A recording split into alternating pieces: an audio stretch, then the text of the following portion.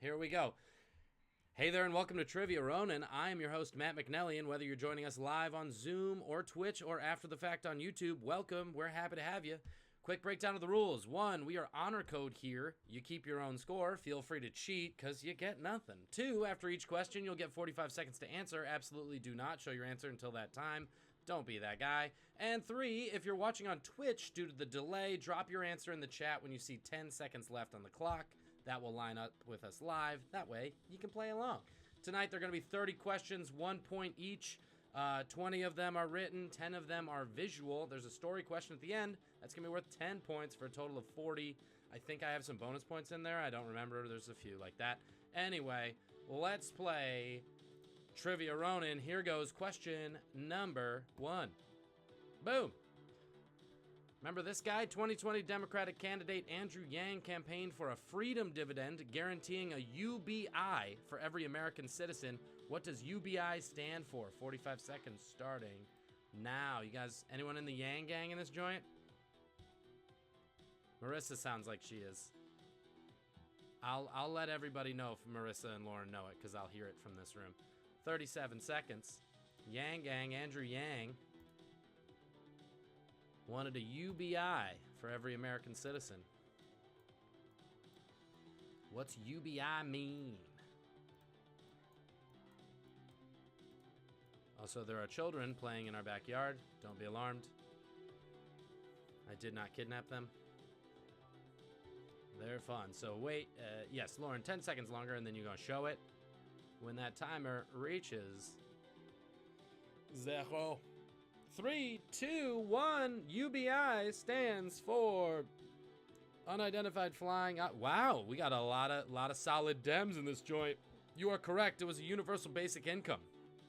Universal basic income. I don't know if I read that. Oh, was it not? Okay, good. If you had universal basic income, that's the right answer. I can't read very well. Question number 2. The Georgia O'Keeffe Museum is located in the capital of what U.S. state? 45 seconds starting now. If you know things about Georgia O'Keeffe, you'll know what state it's in. If you don't, you'll probably just write a vagina joke. Seems like the 2 easy things to do right now. The Georgia O'Keeffe Museum is located in the capital of what U.S. state? As we say in the trivia game, Georgia O'Keeffe famously from somewhere. A state. Her studio was not in this. Was in this state, but in a different city. There's your fun hint. That's not helpful. 5, 4, 3, 2, 1. Anybody know it? I actually knew this one. That's why I said it. New York. Good guess. Illinois. Good guess. Atlanta is a city. Texas is not right. Nobody got it. Sorry, she's from Santa Fe. It's New Mexico, y'all. She is from Santa Fe. She's one of them. She knew the way there and then stayed there. Oh, Russell got it. Russell knows his Georgia O'Keeffe. Question 3. The melody to the American patriotic song My Country 'Tis of Thee was repurposed from what English tune? 45 seconds starting now. You sing that song here or play it on the recorder, you know it as My Country 'Tis of Thee. Brits would say, oi, mate. It's this song, governor. Pretty good. Nailed it. 30 seconds left. The melody to the American patriotic song My Country 'Tis of Thee was repurposed from what English ditty?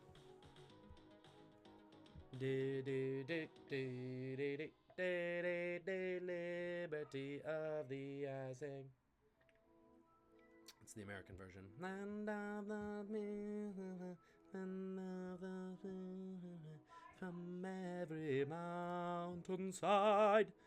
Let's show them now. What do we got? Jesus is my favorite answer so far. Yes, Emily. Fife and drum song, good guess. Emily got it. It is God Save Our Living Queen. God save the queen and or king, depending on who's in power. Haven't had a king in our lifetime, but if there was, the name of the song changes. That's what God Save the Queen sounds like. Anyway, next question. Question number 4. This is a great one. The VH1 show Potluck Party Challenge, we all watched it, which ended this year, was hosted by 2 unlikely friends. One a hip-hop icon, the other a star of the culinary and decorating world. Name both. 45 seconds. Let's make this a 2-pointer. If you can name one of them, great. You get 1 point, but name both of them. I made up decorating world. I don't know if that's a thing, but she's an interior decorator. Sorry. Gave that away. One's a he, one's a she. There's your hint. 30 seconds left. The VH1 show Potluck Party Challenge, which ended in 2020 in February, right? Maybe the reason the world ended. This ended in February 2020. Hosted by two unlikely friends. One's a hip-hop icon, the other a star of the culinary and decorating world. Name them both. 10 seconds left. You know them. You'll know who both these people are, even if you didn't know they were unlikely friends. That's why it's unlikely. Show them. Yup. Yup. Yup. Yup. Many people got it. Yes, yes, yes. Everybody got it. That was an all skate. Snoop, Doggy Dog, Martha Stewart. Get it? Potluck? Because Martha loves the weed. Question 5. That's actually true. In horse racing, there are 3 events that comprise the Triple Crown. The Belmont Stakes, the Preakness Stakes, and what? Doug nailed it on... Doug gets double points for getting it on Twitch. That's not true. 45 seconds. I should hit the timer. Away we go.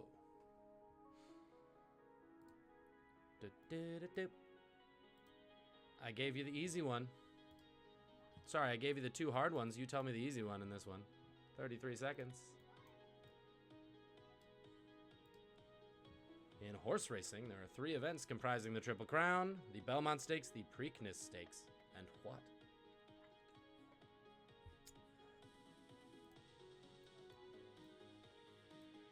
It's not going to be that, Marissa. I'm not that tricky.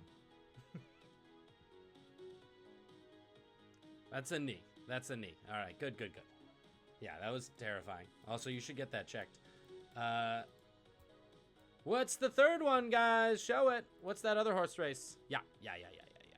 This one's another all skate. You know, we got a newbie. We got to keep it easy to start. Yes, it is the Kentucky Derby. Kentucky Derby. Last Triple Crown winner was like, what, 2 years ago? I don't remember. There was one recently. Some people care about it. Debbie's getting it. Do we know Debbie, Doug? We got someone named Debbie on Twitch. Thank you, Debbie. We like her. Either way. Question 6. Math.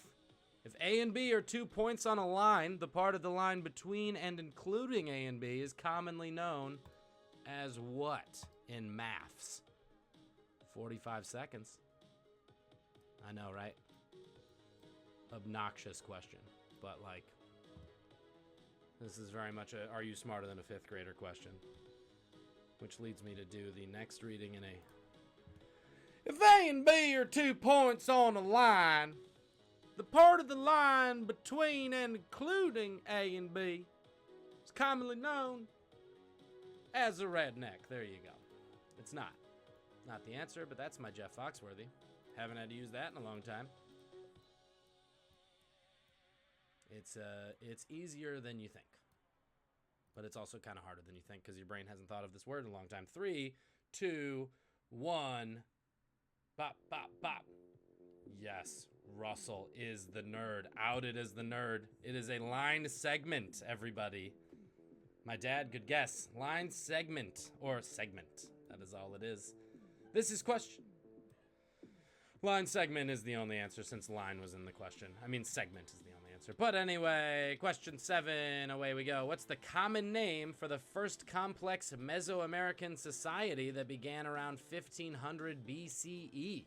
You may also know the name from a certain legendary hidden temple in the 1990s. 45 seconds starting now.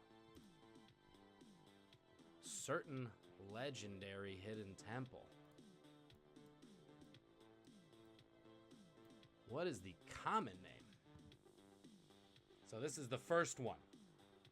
You're going to know like 4 or 5 of them. Quick hint, Mesoamerican means pretty much Mexico. Just so, you know, if that takes one of them off the table for you.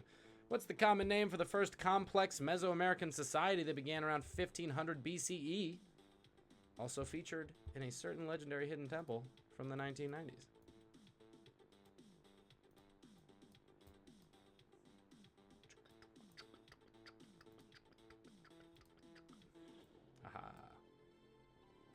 All right, show them, my loves. What do we got? Who's got it? Who's got it? Who's got it? Some people are going to get it. Yes, Doug is going to get it. Close, close, close. The talking head in Legends of the Hidden Temple was named Olmec, as was the society, the Olmecs. Then became Toltecs, then became Mayans, then became Aztecs. There's a few others. Question 8. Away we go. Lost Ark. Good guess, Debbie. Question 8. In perhaps the most famous Oscar Wilde play, Jack Worthing realizes despite the assertion he seems to be displaying signs of triviality, he has realized the importance of being what? Timer's about to block half this question. 45 seconds go now. If it's Oscar Wilde, you gotta write too much. You know what I mean? That guy. This one's, Emily, the obligatory, it's the obligatory theater nerd question. We get one a week. In perhaps, if you know an Oscar Wilde play, it might be this one. Jack Worthing realizes, despite the assertion he seems to be displaying signs of triviality, has realized the importance of being what?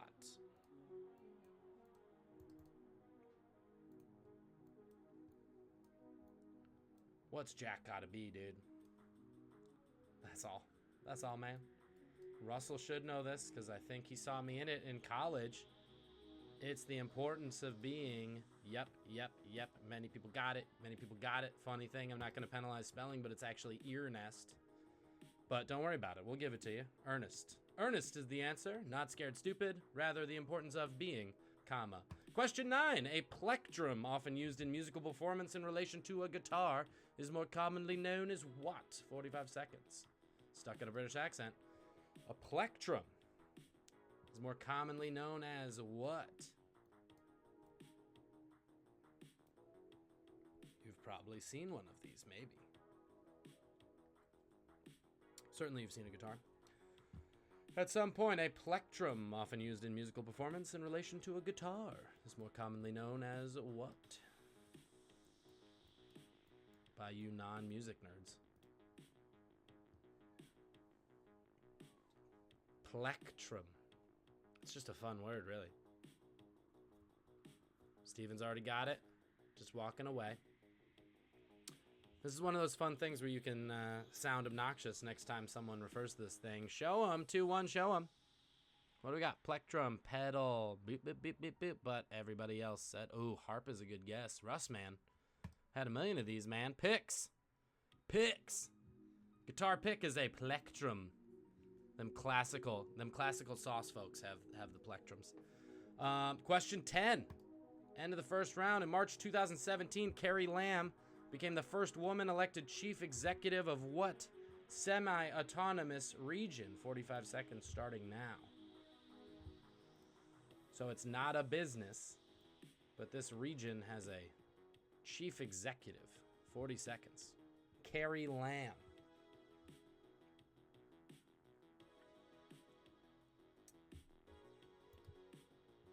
Still in charge.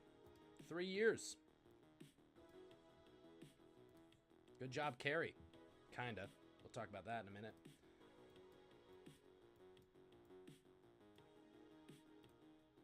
Carrie Lam, L-A-M. What's Carrie running? Not Bradshaw. I'll tell you that much. It's not a column on Sex in the City. This Carrie's doing something else. Nailed it. 2-1. Who's got it? Who's been reading the news? Nope. Russ has. There it is. Russ has been reading the news, and if you know your Southeast Asian last names, you know it's very Cantonese to be named Lam. Hence, Hong Kong is the answer to that one. Many protests against Carrie Lam in the news, usually overshadowed by a tweet by our president. But it's been bad over there until recently. It's still bad, though. Great. Doug's at 6. Let's see the scores after one round. Doot. I didn't lose my arm, I promise. 8 for the Russ man. Big showing. Pud, where you at? Emily's at 6. Big 5 for the ladies. Everybody's still in it. Emily, where you at? 6. Pud's at 6. Oh, it's anybody's game. But Russ man off to a big lead. Here we go, guys. We're going to be back. This is our 3-minute break now. Go get a drink or take a pee or whatever you need to do. I will have a timer that counts up for reasons. You'll see. But don't worry. We'll be back in 3 minutes. See you soon. When it hits 3, we've returned. Hey, let's do round 2. Is everybody ready to rock? Round 2, same as the first, just 10 different questions. So, away we go. It's anybody's game. We're going to start question numero uno. Away we go. Here's question 1. Ruby and Tawny are 2 different styles of what Iberian dessert wine? 45 seconds starting now. If you know what Iberian means, it's kind of helpful, but really if you know what Ruby and Tawny are, that's the really helpful part.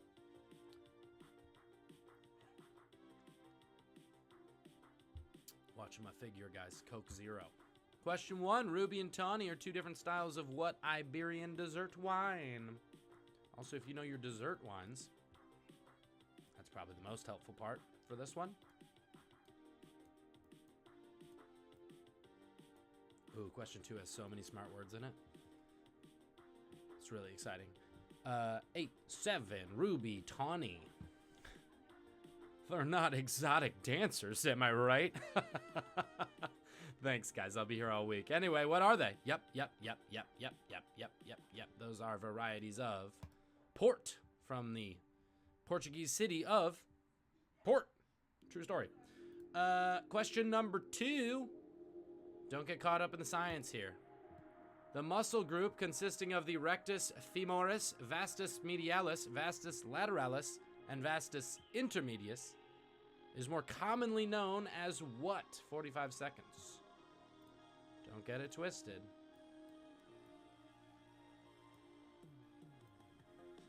You would refer to this muscle group as something besides what the 4 muscles are known as. The rectus femoris, vastus medialis, vastus lateralis, and vastus intermedius. More commonly known as what? By you or I. You've certainly referred to this muscle group in your life. That's a Trivia Ronin guarantee.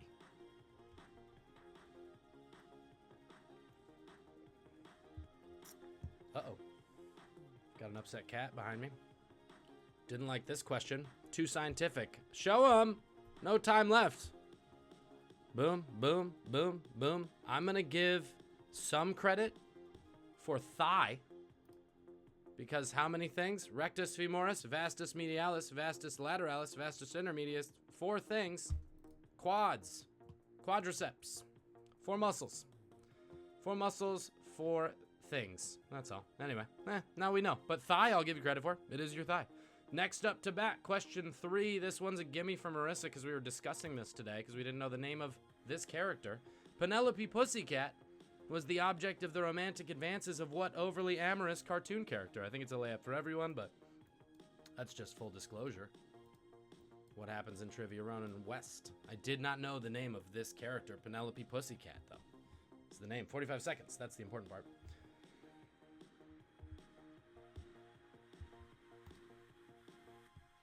Penelope Pussycat. Founder of the Me Too movement, Penelope Pussycat. Object of the romantic advances of some cartoon character.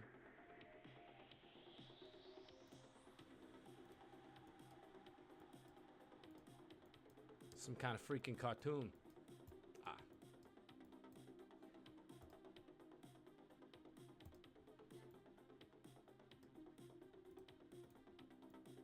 4, 3, 2, 1. Show 'em. I think most of us. Grabbed her by the pussy. Well done. Our president is Doug's answer. Nailed it. Very funny. Not correct. The answer is Pepe Le Pew. Oui, oui, Pepe Le Pew. There's your French answer for the week. Do we do that every week? Sure, now we do. Question number 4, which is, I believe, where we're at. The reason Americans spell color, center, and program correctly all come from the compendious work in 1806 of what American hero? 45 seconds. By the way, American hero because he fixed the spellings. This is a jingoistic question. What's the reason we spell color without a U, center without an R-E, and program without an M-E at the end? Who's in charge of that?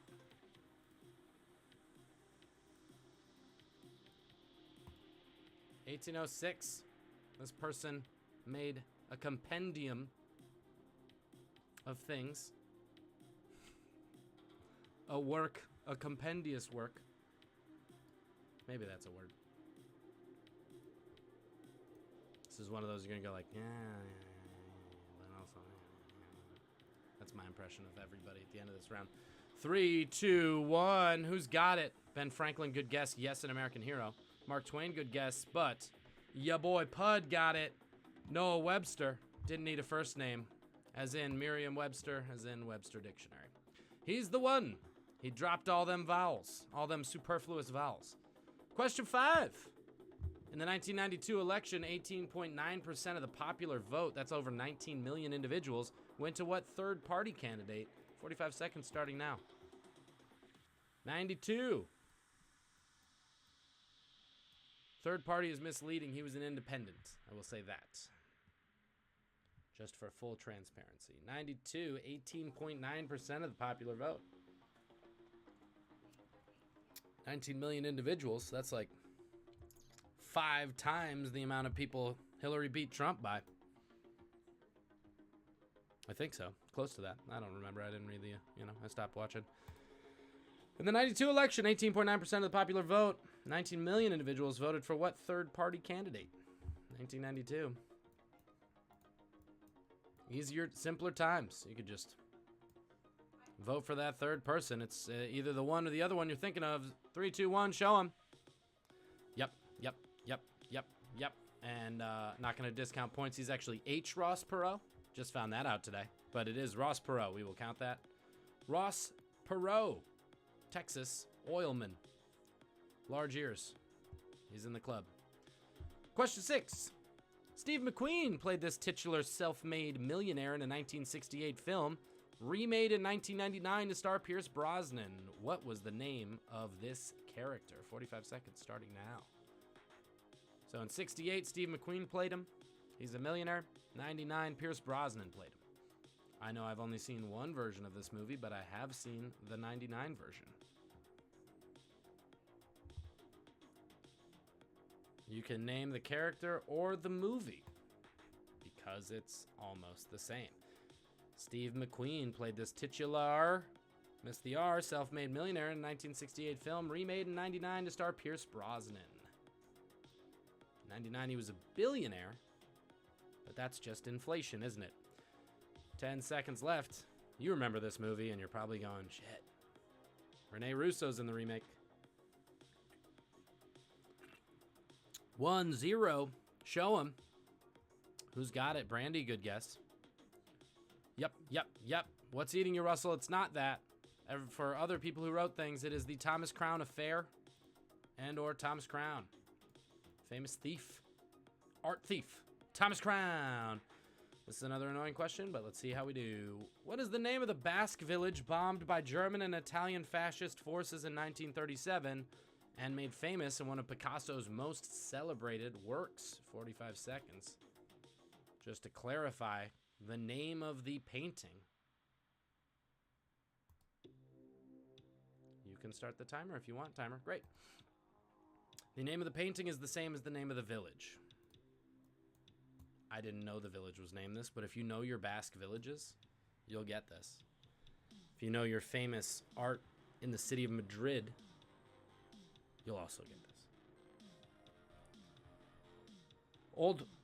Old Pedro Picasso. Big old painting. It's a real big painting. I've seen it in person. Real big. Oops. I just moved me.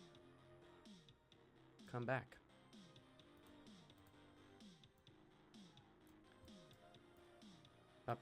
If you know the name of this painting, you'll know it, but many people won't. It's okay. Show 'em. Who's got it? I always thought this was just a painting of war, and that's why it was named this. Avignon is a great guess. It was Picasso's Guernica. Guernica is the one. The Guernica. Just Google it. It's a really good painting. It's cool. Obviously, we can't go there, but, it's a cool painting. Big one. There's a lot of people dying. Question number 8. While Edam used to dominate the Dutch cheese market, the title is now held by this smoky varietal from a town in southern Holland. 45 seconds starting now. Edam cheese used to run things. But now, there's a new cheese on the block. You've probably had it. You've probably had it. Edam used to be the only cheese in town. Not town, but country. But now a new town in Holland runs things in the cheese department. Is that a place? The dairy aisle. There we go. Nailed it. Nailed it. 10 seconds left. What kind of cheese are we referring to?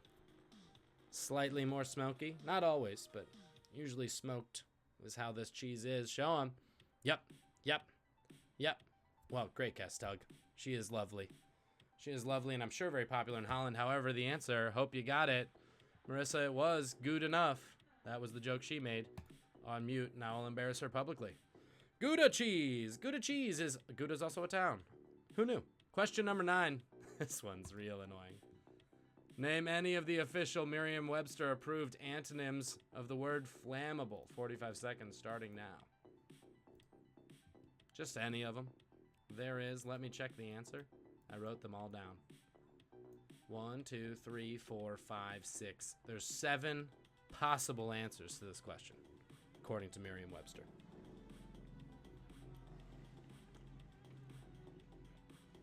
"28 seconds. Name any of the official..." Ooh, hello. That's my ride. Antonyms. Anthony Nims. Name any of them. Merriam-Webster. Did you see what I did there? Just so you guys knew that Webster's a thing you knew. 4, 3, 2, 1. Show him. Just show me. Yes. Yes, Doug.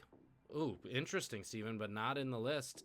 Here's the problem. I knew many people would fall in this trap. Inflammable is a synonym. Inflammable and flammable mean the same thing. Non-flammable or non-inflammable. Incombustible, non-burnable, non-combustible, unburnable, and I would have accepted fireproof, according to the dictionary. If you had any of those, give yourself a point. If you didn't, I tricked you with inflammable. Question 10, and just a layup for the end of the day. 2 points. Who's in the World Series right now? 45 seconds starting now. Literally a game playing as this is broadcast. 2 baseball teams are playing. Marissa's a big fan of sports, so she'll nail this one. Who are the 2 teams playing? Oh, hi. We might see a cat shortly. She seems to be wanting to pull things down in here. This is fun. 27 seconds. Who is in the World Series of baseball? 2 best teams in the league for one of the first times since I think like 2009. The teams with the 2 best records actually made the World Series. More fun trivia for no good reason. The 2 teams in the Baseball World Series, 2-1, show them. Yep, Avignon v. Guernica. One of them's got to win, right? Yes, you did get the Dodgers, Marissa. It is the Tampa Bay Rays and the Los Angeles Dodgers. 2 points if you got them both. 1 point if you got either one. Tampa Bay Rays. Doug's got a score ready to go. Let's see them scores, everybody. 2 rounds down. 24 possible points? 22 possible points, I think. Whatever. Where are we at? 10 for Emily. 12 for Douglas. 15 for the Russ Man. Big swing. 10 for the ladies. 14 for Pud. Still anybody's game. You know we're fancy in this joint. All right, guys. So next round's Wayla. You're going to look at pictures. This is especially for Lauren. You're going to look at pictures, and I'm going to ask you a question. There's a picture involved instead of reading things. So it makes life easier. It's a lot of fun. Everybody ready to go? Thumbs? Love it. Here we go. Question numero uno. There it is. This is the logo for a football team. Please name the city and the mascot or nickname. 45 seconds starting now. Whatever you call it. They're the Just tell me who they are. Ooh, that color's rough. I need to do not white background ones. 38 seconds. Yeah, the white background's not really great for anything. Let me block the bad part of the green screen. Awesome.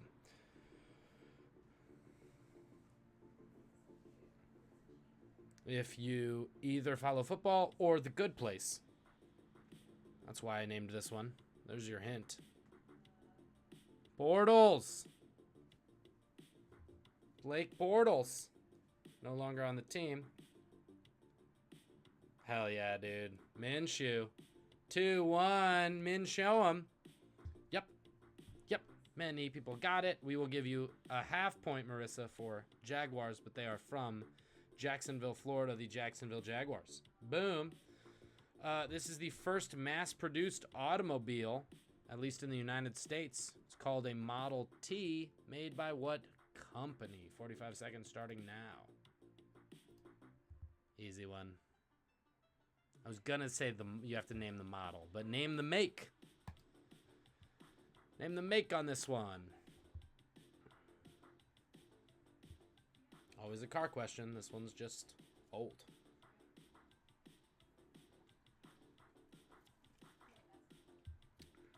The start of capitalism, right in front of you. And the reason for In-N-Out Burger. I don't know if that's true. We're getting a little hyperbolic, but name the company, the automotive company that made the Model T.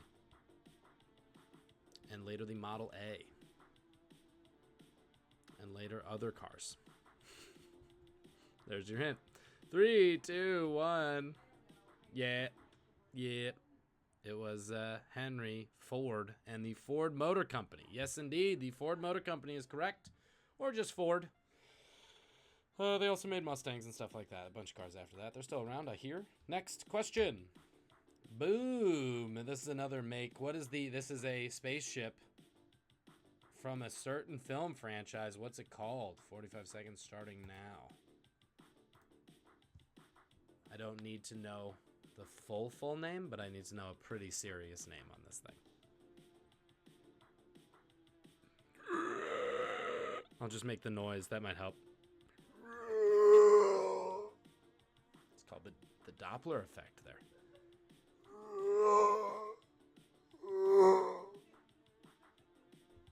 Fun with microphones, everybody. 20 seconds left. If you didn't know the name, at least we had a good time with that. Pretty good, right? I feel like that's probably how they did it, at least in the first movie. Now it costs millions to make the sound of it. 8, 7, 6. Hope it's okay if you don't know it. Don't worry. This is strictly for nerds. This is the show 'em, show 'em, show 'em. It's a twin ion engine craft or a TIE fighter. Yes. Or it looks like a bow tie, so TIE fighter. Either way you want to go. But that's the fun sound it makes. TIE fighter. If you got it, great. Congrats. This, I believe, oh, now I forgot the name of it. I think it's called Falling Water, but it's a famous house by what American architect? 45 seconds starting now. Just outside of Pittsburgh, PA. We're going to say Falling Water. You can do a quick Google. Yep. That's why we always keep, oh. That's why you can't type. That's the next question, though. Here's this question. The next question is, who's that? You can already get ahead of the game. Can't hit the F key here at Trivia Ronin. 20 seconds left. Who's the architect of this house? That's the good news about the visual category. Show you all 10 real quick. 7, 6, 5... 4, 3. If you know an architect, it's probably this one. Show him. Ezra Miller, good guess. Oh no, but it's not. It is the other one. It is Frank Lloyd Wright. Yes, Frank Lloyd Wright is the W-R-I-G-H-T answer. Frank Lloyd Wright. Famous for his prairie-style architecture. Oh, there it is. Oh, I see what you did with the next one. I thought he was an architect too, but yes, he is indeed the person in the suit. That's not the question. But thank you, Doug. Doug told you all this is Ezra Miller. But now the question is, what comic book character is this? What superhero? 45 seconds starting now. Who dis? Who dis? Comic book character. Ezra Miller playing him. I thought he did a pretty good job as this person, by the way. I kind of enjoyed it. Didn't enjoy the film particularly. But I'm not enough of a nerd. That's probably the wrong take, and I'm on the internet, so. This is how we get viewers. Hot takes. What comic book character? Comics are dumb. Here's a way to get some views. DC's better than Marvel. And we just got canceled on Twitch. 2-1. Show him. Who knows? Fastest man in the world. Yep. Is that true? I don't know if that's what they say. But yeah, The Flash. This is The Flash. The Flash. This one might be the one that gets wonky. A little bit. Oh, you can see it. Great. This is a shoe made by the Converse company. Name the man's name associated with it. First and last, please. These are Converse All-Stars. Who's the All-Star associated with it? He was a player in the National Basketball Association. He goes by a nickname, so it's fine. He does have a nickname. You don't need to give us the full name, but first and last, please. Converse All-Stars. I showed you this side of the shoe because his name's on the other side of the shoe. If any of you want to run for a pair of these real quick and just read it, you're more than welcome to. 25 seconds to do it. Thank you, Doug. Nailed it. They're just more rooted. He's the world's greatest detective, man. That's what it's about. He's just the world's greatest detective. I don't know why he has guns. 3, 2, 1. Show him. Yes. Charles, a.k.a. Chuck Taylor. Not Barkley. Good guess, Emily, but I wish. I think if Charles Barkley played in these, his knees would be done immediately. But yes, they're called Chucks because of Chuck Taylor. Chuck Taylor was the man on the road selling these shoes. Literally sold them at basketball games. But I think that might be a story for later. So next, HP. That's what this says. It's a logo for a company. Give me the full name of the company, though. 45 seconds starting now. What does HP stand for? Besides bad corporate ethics, am I right? Meg Whitman. Roasted. What's a California Republican anyway? Am I right? What does that even mean? It means you make fake drop boxes. Guys, I'm just going here. This is just me going. 25 seconds. What does HP stand for? What's that say? Next. Okay. All right. Oh, dude. Johnny Lanks. Oh, that'd be awesome. He's got to put that baby on here, dude. Put that baby on a screen. John Lancaster. I'll tell him to watch it on. I bet he'll do it on Zoom or Twitch because he's fancy. 6 seconds. John knows the internet. You'll meet him next week. 2, 1. Show him HP. It is a Breves. Yep. Oh, everybody. Look at everyone remembering the old name. Hewlett Packard. Dunder Mifflin Sabre, Hewlett Packard. Next. This is a famous painting of water lilies by what artist? 45 seconds starting now. As we say in the trivia game, famously, water lilies famously painted by one artist. What's his name? I'll give you that. 34 seconds. Man, can you imagine, being an artist like today and like I'm just really into water lilies and Japanese bridges and just trying to take this guy down, like oof.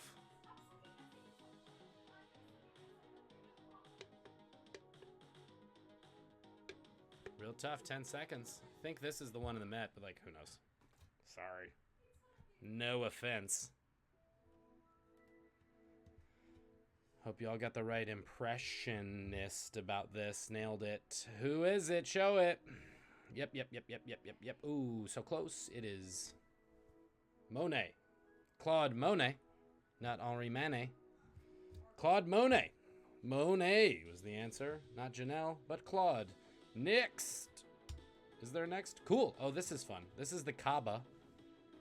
It's in a city in the Middle East. What's that city? 45 seconds going now. Where is this? So many people there. And they aren't wearing masks. This is an old photo. I'm told it's been safe now. What city are we in? This is that thing. If you're ever like, what's that thing? I'll explain at the end.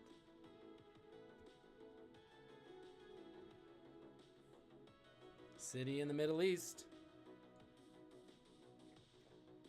So at least it's one of my favorite regions. Southwest is one of my favorite regions.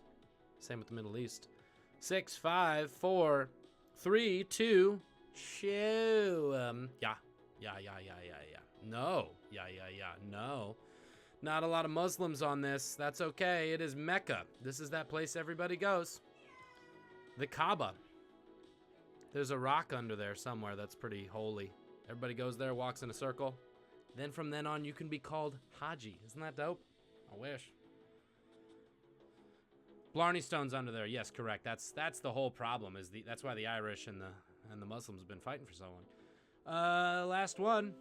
And this is how we got kicked off the internet. Just kidding. You can't get kicked off the internet.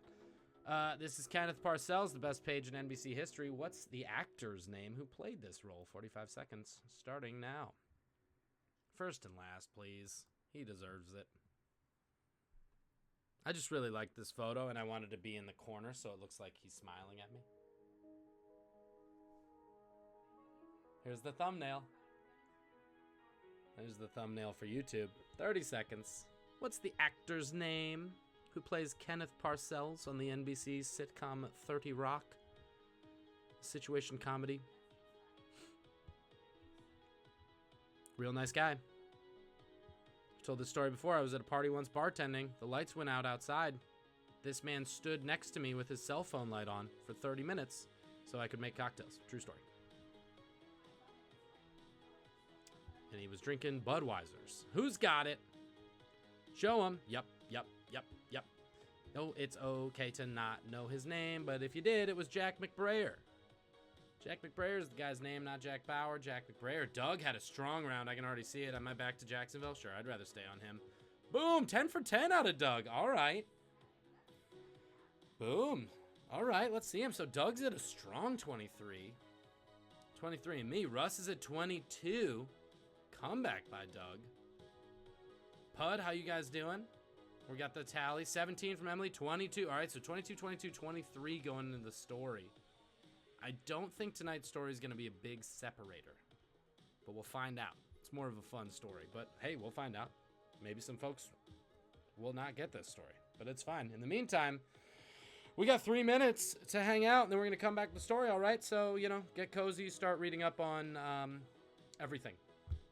We should do this like Final Jeopardy where we give you a hint, but I'd rather not. It's less fun. What's Jeopardy anyway? 3 minutes. Bye. He's back. Pause. Stop. Here we go. Timer off. Hello. Ronin heads. We're calling everyone Roninites. How do you feel about it? I don't think Doug likes it. But I do. Just kidding. We're going samurai reference. We're trying not to culturally appropriate, although it is just a dope-ass reference. So I know it's 2020, but, until we get a better president, I feel like we're not the problem. Our small 2-person, 3-person trivia company. 3 now. Lucas. We'll just wait for the Pud man to get back. Return of the Pud. Return of the Pud. Once again, return of the Pud. Julia, did you get all the visuals last round? Yeah, nailed it. Should have played the whole day, man. People have lives now, though. It's a thing. I'm ready to go back in, guys. Ooh, what's up in the chat? Oh, that's sweet. My friend Dan was not accidentally coming in, but he had to do more work, so he popped in to put his face out there. That's very sweet, Dan. Thank you. Watch it on YouTube. I'll send you the link. Pudge, you're back. Awesome. Everybody back? Ready for story time? We're going into story time with a 1-point game. This is very exciting. So, there we go. That's been bugging me all night. Now it's in the middle. Here we go for story time. Okay, so story time starting now. Tonight's story is about a man named Franz Reichelt. So if you know him, great. Or Francois Reichelt, a.k.a. the Flying Tailor is what he was known as. So I came across this dude today because, you know, just a little insight into that Ronin life. I was looking up the Wikipedia for the word petard, as in hoist by one's own petard. And there's a link to something involving hoisting by their own petard, basically. So first of all, I want to tell you, a petard is actually a small charge connected to a wood board that was used to breach fortifications in the 17th century. It comes from the French word for farts. True story. If you petard, that's a fart in France, but also it's this thing. And to be hoisted by it, famously said by Hamlet, means you blow yourself up. Hoist is in like thrown into the air by your own explosive device. Anyway, it wasn't good enough for a story, but then I found this guy, Franz, who was certainly hoisted by his own petard. I will explain now. So Franz was born in Bohemia back when that was a real place, which is now Czech Republic.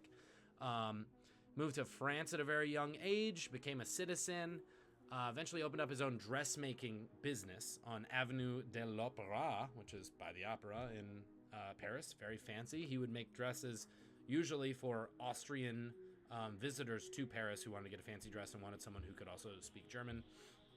He had a great business. Everything was fine. His life was great.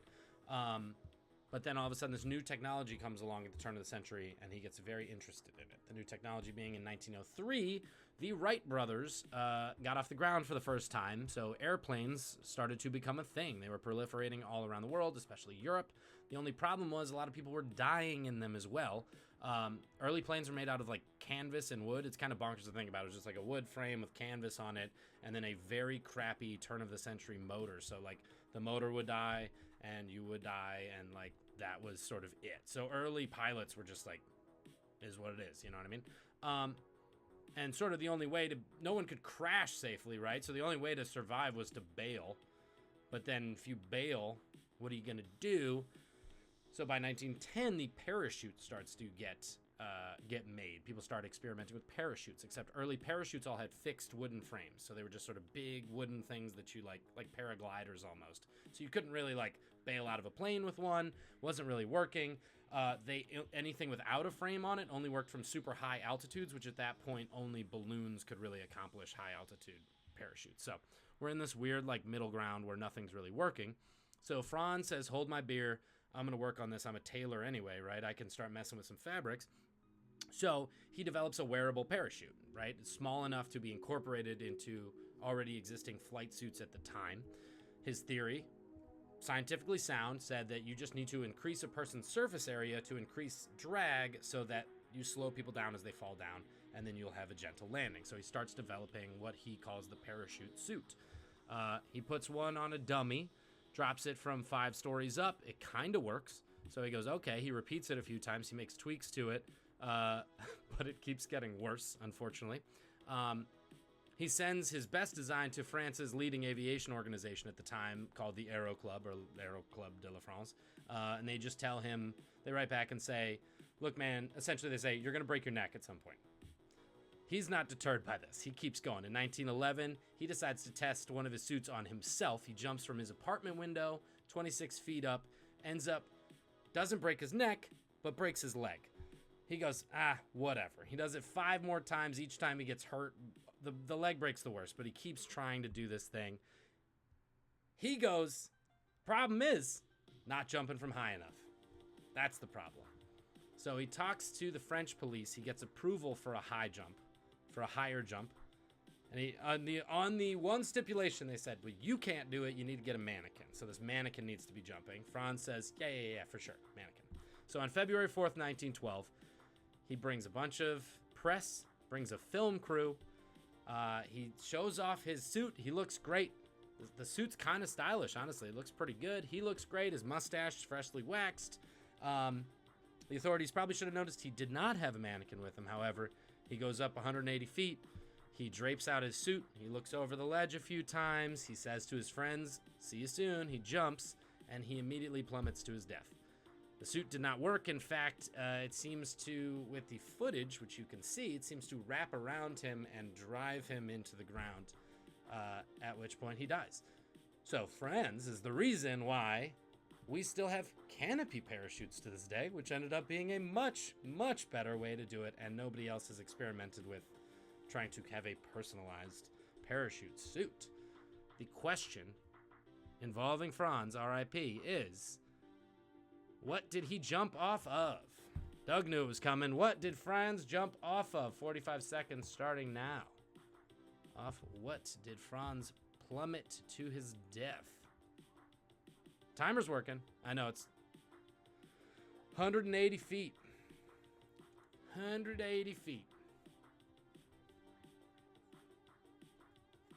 Were you listening? This is one of those were you listening questions. Was it really, Doug? Yeah, it's such a good one. I know. I like the angle of it is tough though. You're like, what's? Oh, nice. This guy's a Darwin Award winner several times. Anytime you Google Darwin Awards, you see him. And even more morbidly, you can see the video. I watched it today. It's rough. Anyway, let's show it. Yep. Many people gonna get this, I presume. Yep. He jumped off the first platform of the Eiffel Tower. The Eiffel Tower is what he died from. Yeah, seriously, you can Google this guy. You can Google the Flying Tailor. And there's a very, it's 30 seconds on him, kind of like looking, doing things, talking, blah, blah, blah. And then he jumps and it cuts to just and then it cuts to dudes bringing his body out. Anyway, that was the 1900s. What are our final scores? Did everybody get it? Thumbs up. Doug got it, 33. Russman, no good. Did I trick you? Musée d'Orsay?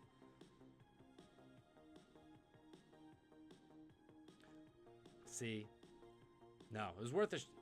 You had to separate the gap. You had to separate the gap, man. Answer was either Eiffel Tower or opposite. Great, so Doug's the big winner, I think, right? 33, Doug? Doug, we're keeping it in the family. You and I need to stop taking the fun away from everybody else. Hey, we run this trivia thing where nobody wins and then we win. And we run it. It's fine. It's fine. But all that to say, we're going to sign off for the internet, folks. That's going to do it for tonight. Thank you so much for your support as we try to grow this experience. It is in my script to say that, but it is very, very true. For all of us at Trivia Ronin, I'm Matt McNelly, and I'm saying just don't be a shitty person, and we hope you learned something tonight.